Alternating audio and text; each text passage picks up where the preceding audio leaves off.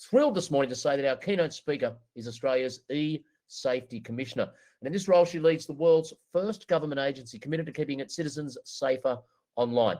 She has extensive experience in the non-profit and government sectors. She spent 2 decades working in senior public policy and safety roles in the tech industry at Microsoft, Twitter, and Adobe. For example, at Microsoft, for 17 years, she served as one of the company's first and longest standing government relations professionals, ultimately in the role of Global Safety Director for Policy and Outreach. She was recently designated one of Australia's most influential women by the Australian Financial Review, a leading Australian in foreign affairs by the Sydney Morning Herald. Look, put it this way, reading her CV reminds me of that great Australian saying, pull your head in, pal. No one likes an overachiever. We'll happily take questions if we have time. Let's have a massive virtual welcome for our keynote speaker this morning, the E-Safety Commissioner. Take it away, Julie Inman Grant. Thank you so much for the introduction, and I'll have you know that I don't have that same kind of influence in the household, which is a challenge with 3 kids, a husband, and a puppy. But it is very much a pleasure to speak to you today about my work as Australia's E-Safety Commissioner, and also about the special challenges that COVID-19 has created for us. And I'm sure that for each of you, as Adam mentioned, the past 6 months have been just as challenging. Before I begin, I would also like to acknowledge the traditional owners of the land on which we all live and work. And I pay my respects to their elders, past and present, and the Aboriginal elders of other communities who may be here today. I have attended a few AusCERT conferences in my time, and of course the highlight for me was always the cocktail party. When I was a single gal at Microsoft, I used to say, hey, the odds are good, but the goods are odd. So anyway, I ended up marrying an accountant.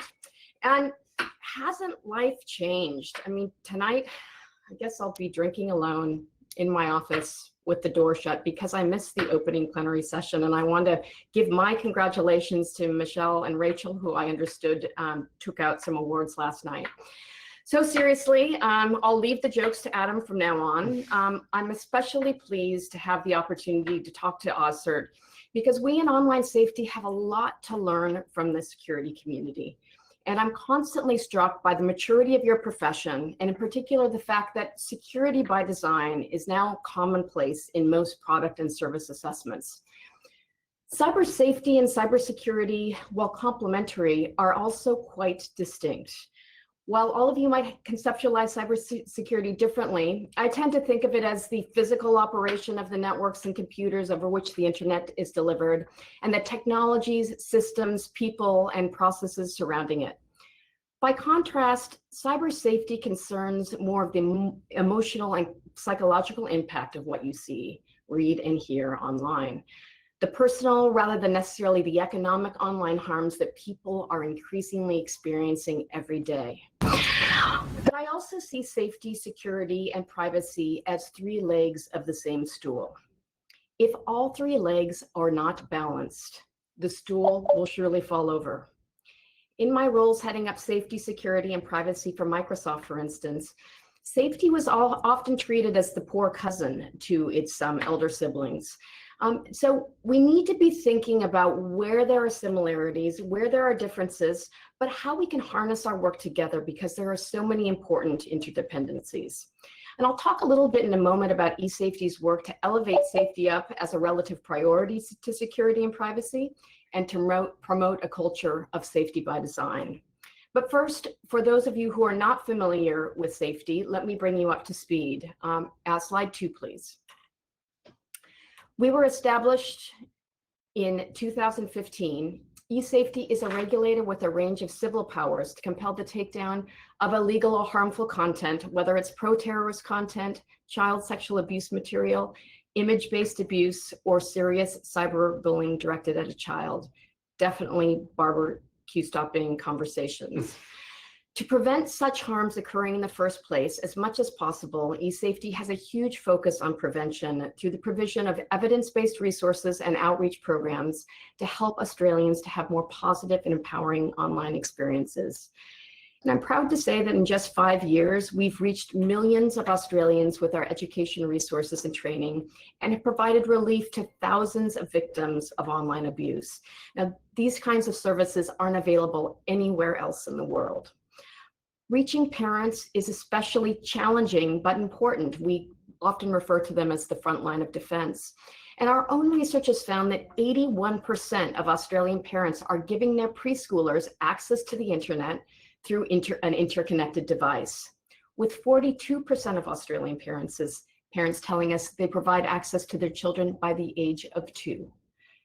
Our outreach programs, webinars, live seminars, and other resources are also tailored to specific audiences to reach seniors, educators, frontline domestic violence workers, and a variety of at-risk communities. And this is where co-design is really important, where we're doing this with the communities rather than to the communities.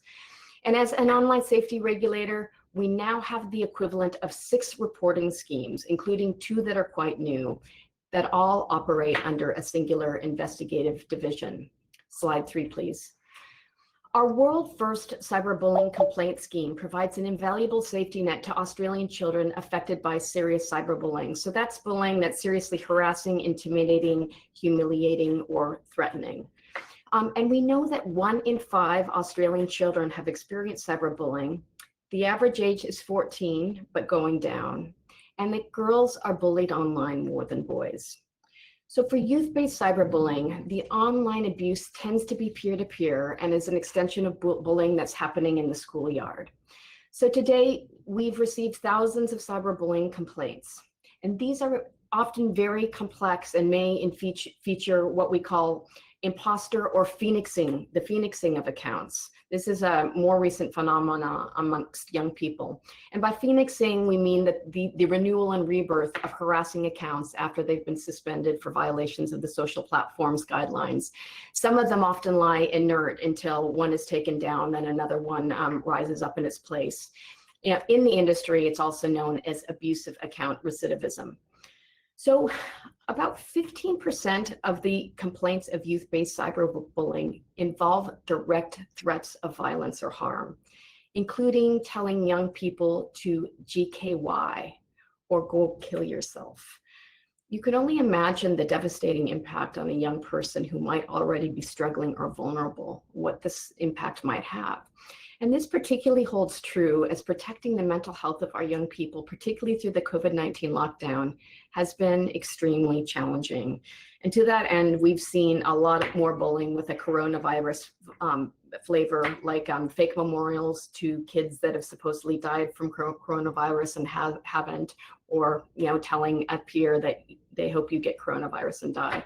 So there's more commentary about modeling good online and real life behavior, but I'll save that for another time.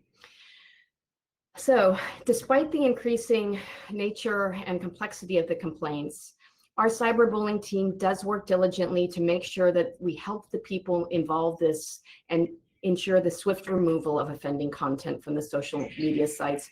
We know that the quicker we get this harmful content directed at a child down, the more quickly we relieve them of the humiliation and emotional anguish this causes them. In so many of the cases where we pick up the phone and talk to the kids, we've sent about 12,000 kids onto Kids Helpline for mental health support, but we also end up going a step further by involving where the child wants, parents, school officials, so that we can make sure that we're tackling the social conflict at its core. And once that happens and the content's taken down, the cyberbullying does tend to stop. Slide 4, please. eSafety also provides a government-led reporting service for victims of image-based abuse. So Australians who have had their intimate images shared or threatened to be shared without their consent. And these also include deep fakes or photoshopped images. When I was announced as the eSafety Commissioner, they said, "You're going to take on the revenge porn portal." And I said, "Revenge porn? There's no way in the world I'm going to call it that. Revenge for what? We don't want this to lead to victim blaming." But unfortunately, this has been one of the more fastest growing areas of our business. We know from 2017 that image-based abuse affects about 1 in 10 Australians. We've also seen subsequent research from RMIT and Monash that shows that that's on the rise, particularly as people are relying on digital intimacy tools during the lockdown if they're separated from their love interests. But since we opened the doors for this scheme in October 2017, we've helped almost 4,000 victims get their intimate images and videos taken down. We have about a 90% success rate in cases of removing these intimate images, sometimes up to 200 or 300 URLs per case from hundreds of overseas platforms. So from September 2018, we were given additional tools to tackle image-based abuse through a new civil penalty scheme, which allows us to tackle the perpetrators and the hosting sites through a range of tools, including warnings, infringement notices, and significant fines as well. And so this does give us significant new leverage in targeting the perpetrators and enablers of this heinous abuse. And there are also criminal statutes on the books in most states and territories. I think Tasmania is the current holdout. But it's really important to remember that many victims do not want to pursue criminal charges or litigation that simply resurfaces the humiliating material. You know, prosecutions may prove to be an expensive, drawn out, and painful exercise, and it's often by somebody that they know. So what victims generally want is for the content to be taken down. And we can do this sometimes in a matter of hours, but often within the course of a week. Overall, about 60% of our IBA reports involve women, with more than a third of these under the age of 18. So it then becomes child sexual abuse material. Recently, 30% of our reports have included heartbreaking cases of sextortion, or blackmail with the threat to share images or videos, targeting adolescents and often young men, including international and university students. Slide 5, please. Our cyber report team works at the pointier end of the online harm spectrum, focused on disrupting online child sexual abuse material and dealing with other forms of illegal and harmful online content. For the past 20 years, the Australian government has been operating a prohibited online content scheme. Over the last 5 years, Cyber Report has been responding to reports from the public and law enforcement about prohibited or potentially prohibited online content. And we work with the law enforcement and our international partners to get this child sexual abuse material taken down. Last year, we had the highest level of investigations ever, 14,000 investigations into illegal online content. And over the life of our scheme, Australian industry has complied with 100% of our takedown notices. But in recent times, we've seen a sustained higher volume of child sexual abuse material being produced by children themselves, using smartphones, tablets, and other connected devices. Here at eSafety, we refer to this material as coerced rather than self-produced child sexual abuse content, as we have observed that a significant proportion of these vulnerable children are often being groomed, manipulated, and intimidated by predatory adults into recording or live streaming these performances on demand. Our investigators are seeing videos of 6 or 7-year-olds performing sex acts on the camera on iPhones or iPads in the privacy of their bedrooms and bathrooms. And I can tell you that in some of these videos, we can hear the parents' voices in the next room calling them for dinner. So this is one of the reasons we really implore parents to have their kids using technology out in open areas of the house so that they can see what they're doing. I'm sure your mother told you when you were a teenager, nothing good happened behind closed doors. In any case, next slide, please.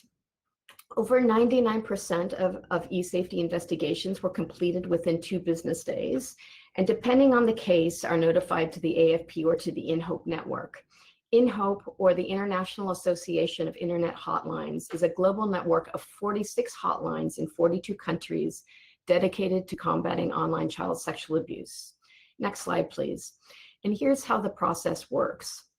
After assessing the material as child sexual abuse material, the team notify the URL to a shared management platform housed at Interpol. Content at the illegal URL is crawled and scraped, with images and hashes being ingested by the Interpol Child Sexual Exploitation Database to aid in victim identification efforts. At the same time, the URL is notified to the relevant hotline in the host jurisdiction for takedown according to its own local policies. Between 2017 and 2019, the number of CSAM-related images and videos processed by InHope almost doubled to more than 456,000. So by notifying InHope and leveraging this international network of partners, we're able to facilitate rapid takedown of content and law enforcement action where appropriate.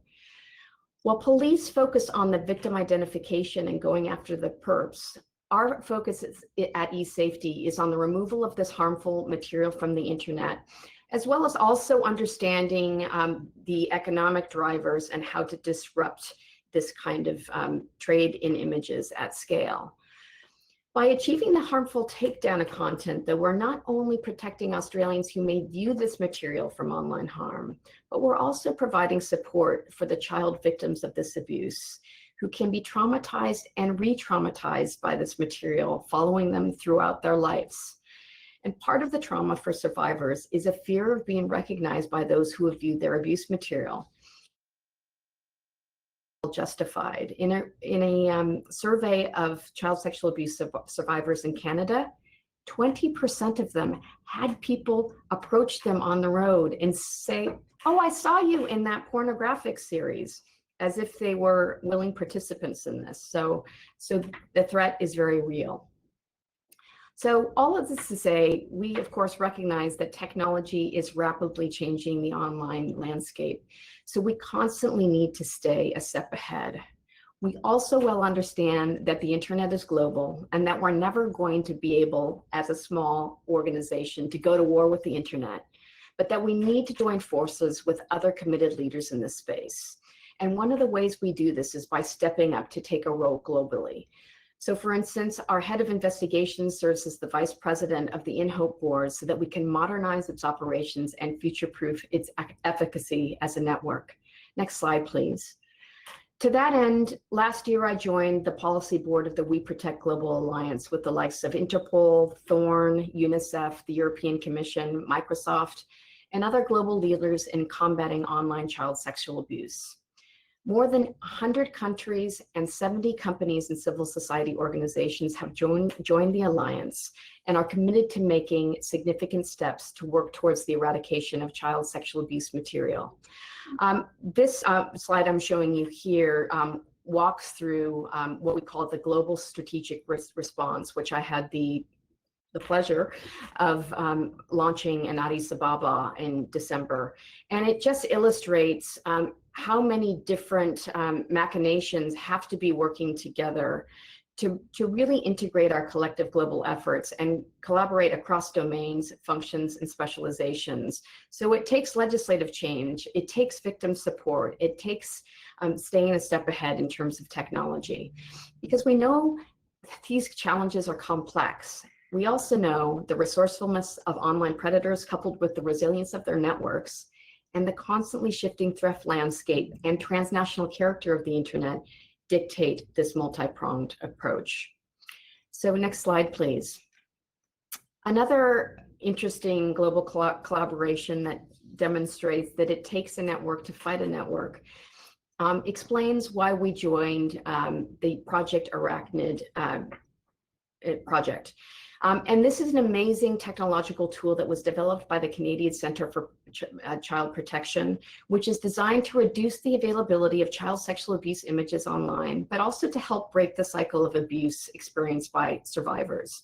The scale of what this crawler does is amazing.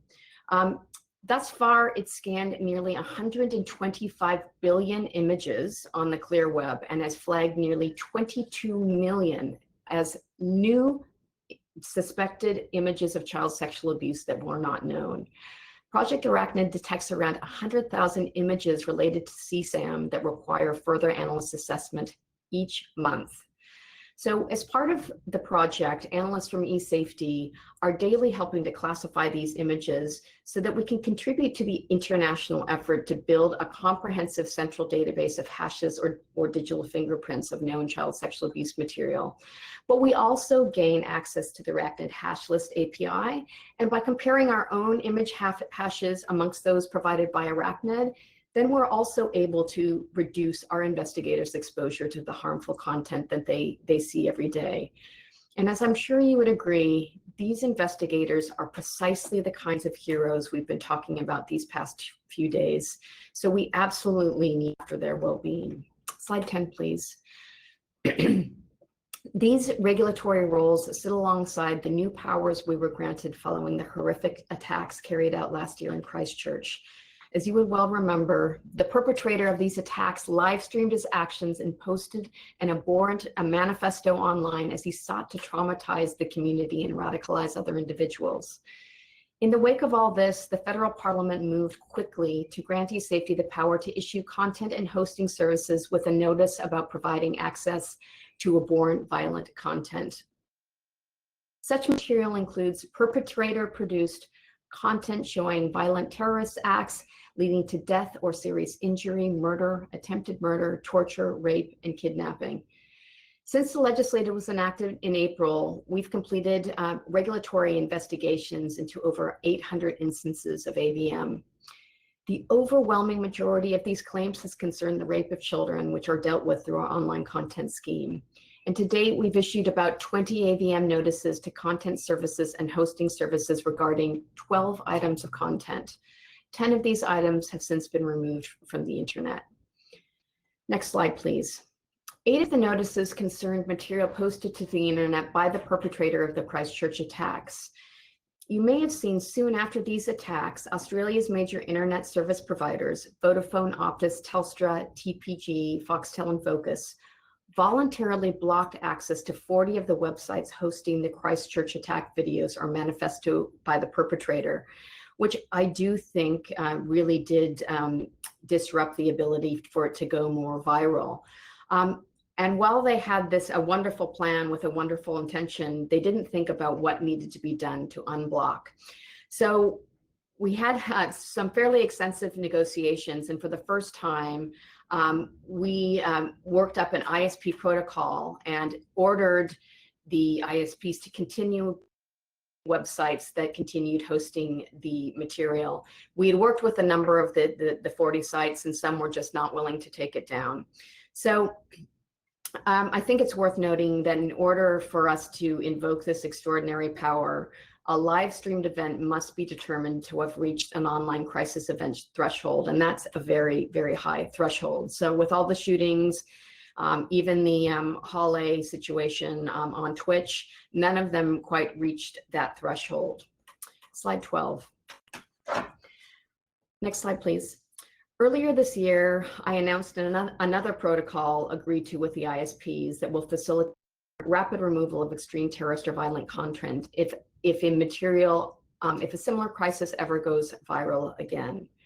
And I just want to make sure that we understand that there needs to be a balance and discretion when determining whether a site should be blocked or not. Australians place a very high value on free speech, but I also think the Australian community expects to be protected from material that is designed to traumatize vulnerable individuals, particularly children. And we saw this quite vividly last week with the suicide video that was live streamed on Facebook and lie dormant for about a week, but then went viral across multiple platforms, including TikTok, with the graphic and distressing video potentially being viewed by untold numbers of school children across Australia. So all of these decisions will need to be measured and made on a case-by-case basis to ensure that we maintain the safety of Australians while not over-blocking content on the internet. This is a balance and a responsibility I take really seriously. Next slide, please. Let me turn now to the extraordinary circumstances in which we now live, where there is so much more additional activity, whether it's education, business, social, or family interaction, that has shifted to the internet. You would assume that such a development would lead to a discernible rise in internet harms, and there you'd be spot on. The early period of COVID-19 lockdown accompanied a huge spike across e-safety's, all of our reporting areas. And it won't be surprising to you that in the wake of COVID, with the entire world converging online, that we've seen a sustained surge around all forms of online abuse vis-a-vis the same period last year.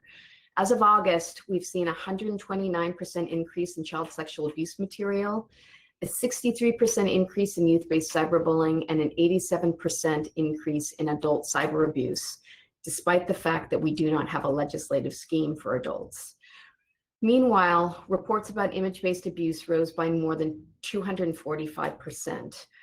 Some of this increase can be attributed to a current sextortion scam that's really been doing for about 2 years. But we saw a 600% spike Easter long weekend. There was a coordinated email scam that many of you may have received saying, we have your password and we've hacked into your webcams. Unless you pay us, make a Bitcoin payment, we'll share with your friends and colleagues. These are offshore scams that are being investigated at the moment.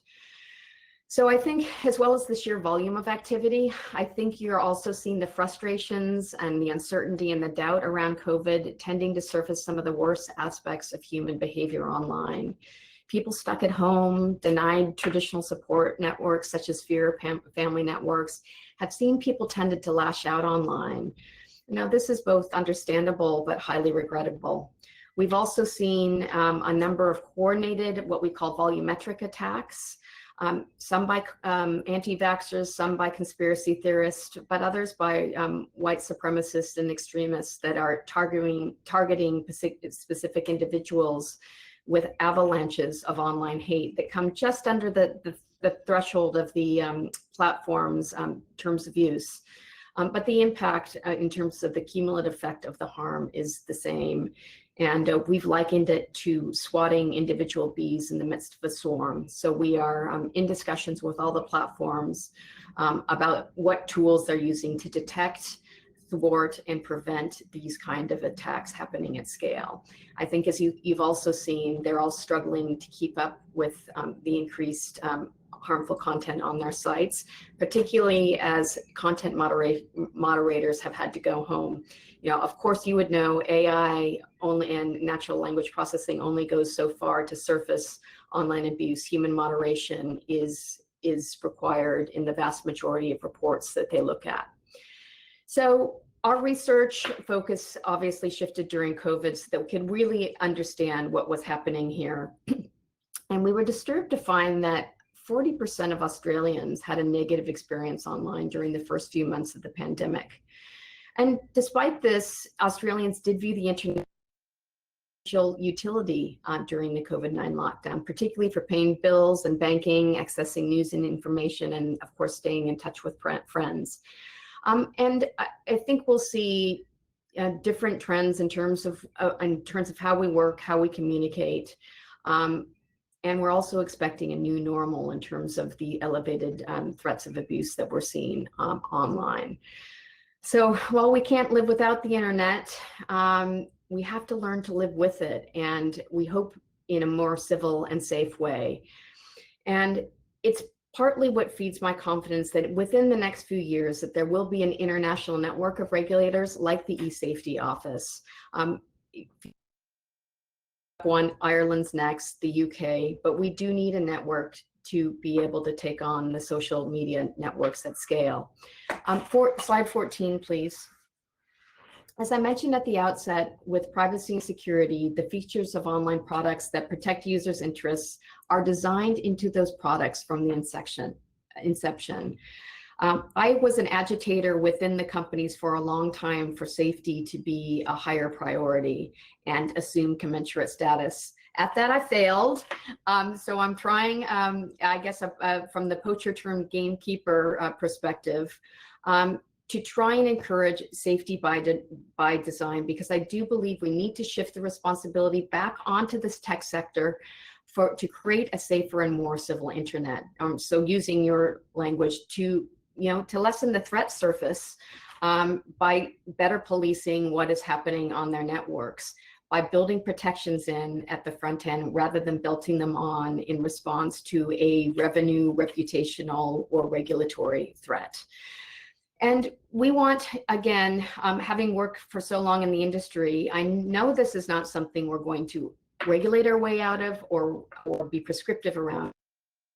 To work with the industry rather than do this to the industry. So in 2018, we worked with industry and civil society to develop a set of safety by design principles that the major platforms have all agreed to. And we're currently in the process, next slide, of developing 2 dynamic self-assessment tools that will help the companies. Well, obviously there's one for startups and another that's geared for more mature companies to help them effectively implement safety by design. And as you can see from this, it has 5 different modules. It starts with leadership and governance, but will also be weighted according to the specific needs of the platform and what other systems and processes and policies they have in place, but we'll surface up best practice so that particularly new and mid-tier companies don't have to start from scratch. And we're working with the investor and VC communities to make sure that they're encouraged through safety by design as well. So in conclusion, I want to thank you for tuning in and for listening to me drone on about the few areas that may be a little bit outside your direct wheelhouse. Last slide, please. You can learn more about everything I've talked about by visiting esafety.gov.au. I confidently believe that you'll find it one of the most accessible online safety hubs in the world. And one of the things I made sure of when I came across from the tech sector to government was that eSafety's own technology resources would be forward-leaning and innovative. So when we relaunched our website last October, we had some great reviews and including a Webby Honoree Award, but we want to make it accessible and navigable for everyone. But in closing, let me pick up on the theme of AusCERT 2020, We Can Be Heroes, and give you some thoughts about what this means as far as online safety is concerned. Well, certainly, I imagine a number of you are parents, and we should always be the guides for our children as they commence their internet journey. And we should strive to be just as involved in our kids' everyday lives as in their online lives, the way that we are their everyday lives. And as I often say, parental controls are fine, but a parental presence is much better. And we can all be heroes on social media too, where so much of the worst of humanity, including misogyny, racism, and prejudice, seems to rise to the surface. By modeling this responsible civil behavior on social media, including when we are having a disagreement, we can inspire those around us to live up to the same standards and to fight fair online. And instead of being mute bystanders, we can also be upstanders and call out the vicious cyber abuse that is increasingly poisoning our social media feeds, and report to the social media sites, and should you need to the eSafety office. And finally, since we are all professionals working in or around the tech sector, can I ask you to check out our Safety by Design resources and to become ambassadors for this concept as you move amongst your professional networks or even within your own organizations? I'm sure you'll agree that it's an idea whose time has come. Thank you, and I look forward to your questions. Thank you very much, Julie. A profound and amazing presentation, certainly not droning on. Some massive issues that you covered there. There's a string of questions that come through. I'll sort of amalgamate them into 3 questions.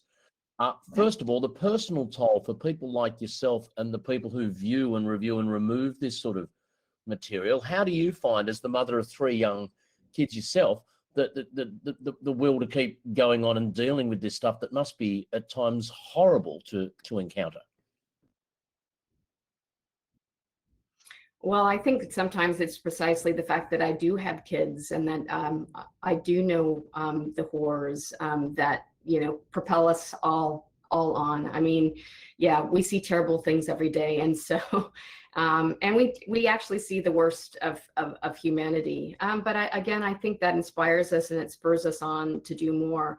I think we all recognize that we need to help people and to change the way the current online world is. And that's a responsibility we all take seriously.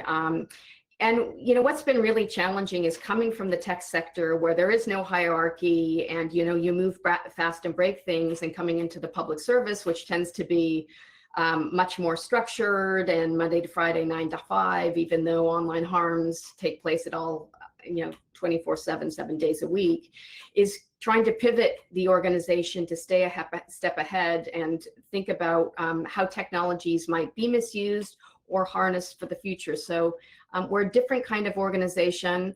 Some of our investigators have been with us 10 years. Typically, particularly in police forces, you would only have people viewing child sexual abuse materials sitting in those roles for 6 months. So as a result, we've invested a lot in the technology to make sure that we are masking what our investigators have to see, but we have psychologists coming in and an extensive well-being program. In fact, we also make them, well, they have to do other things like play Tetris. So certain video games have been shown to keep these images from lodging into their long-term memories. And so we use a range of different ways to do that. That's fascinating. That's a discussion within itself.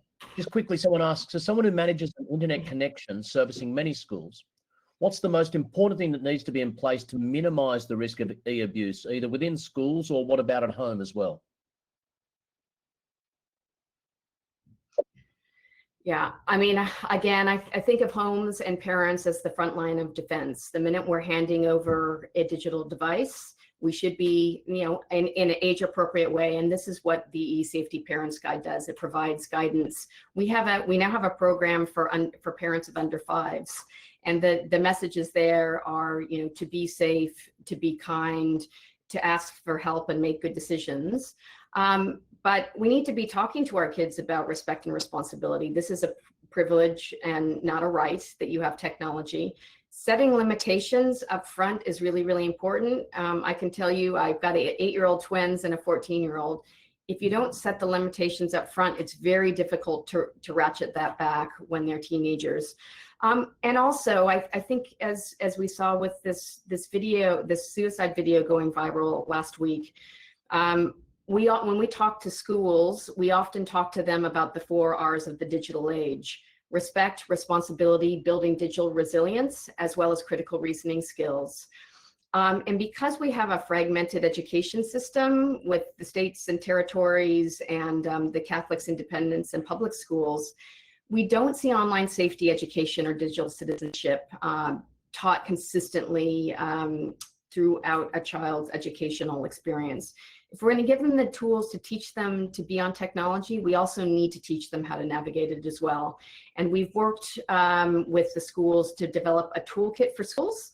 It was an 18-month project, but that's also on our website, and we've got tons of resources for educators as well. But it's everything from policies, how do you deal with an explicit incident when it happens? Final question. You pointed to the issue of getting big tech on side here. I won't get you to make, I've heard some comments online saying big tech are just horribly slow and in denial about this. Others have said it's complicated. Could you answer me this? In terms of trying to get big tech to do considerably more, is the technology, et cetera, already there and there's just a resistance to using it? Or is it just an incredibly complicated issue and one they're not engaging in sufficiently? If we wanted, is there some serious low-hanging fruit that big tech could grab now to significantly reduce the incidence of this sort of material? Yeah, I think the answer to your question is both. It is extremely complicated. It's an online arms race, and you know, we've got to remember that this is human behavior and the worst of human behavior playing out online, and you know, the platforms are being used to weaponize this behavior. But the harms are well known. They've been documented for a long time. the platforms know how their tools have been weaponized. And my view is some are doing it better than others, but it's really about priorities and it's about leadership. They have vast financial resources. The big tech is just printing money. They have intellectual capability. They have access to build, the most extensive tools, and they're employing them to a certain degree. But it's like you're never going to eradicate crime in the real world. You're never going to eradicate online abuse, but we certainly could be doing a better job. And this is why I'm so firmly behind the concept of safety by design and having the platforms take responsibility, just like we expect when we get into our cars. In the 1970s, there weren't laws requiring seatbelts and there weren't airbags yet, but now they're governed by international standards and you expect those seatbelts to work. Now the companies need to be adding virtual seatbelts and other protective mechanisms at the front end to mitigate against these risks rather than bolting it on after the damage has been done. It is a case of will. In closing, let me just echo something from Chris that's been upvoted by many people. Great presentation, not a question, but just a comment to say thank you for all that you and everyone that works in this space does to keep our kids safe.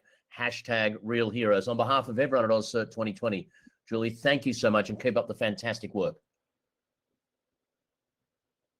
Thanks, Adam. Thank you, everyone. Have a great conference. Australia's e-Safety Commissioner, Julie Inman Grant there, ladies and gentlemen.